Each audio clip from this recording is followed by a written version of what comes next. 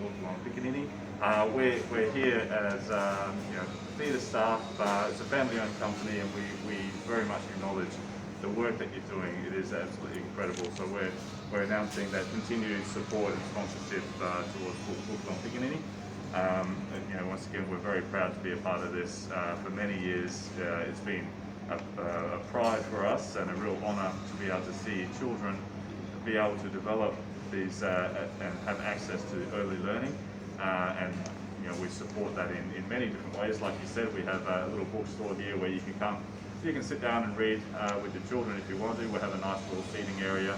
And you can also buy books that support Portugal and Piccaninny. We also do have a little setup for you can drop and donate books that you're no longer using.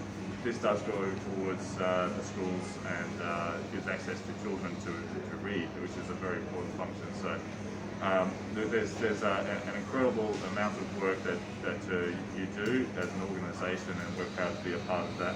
And we look forward to that continued support and building a better future for Papua New Guinea. These young children are the future leaders for Papua New Guinea, and you have such an amazing setup that builds hope and builds that capacity building for teachers, and then the young children as well stepping into the big schools.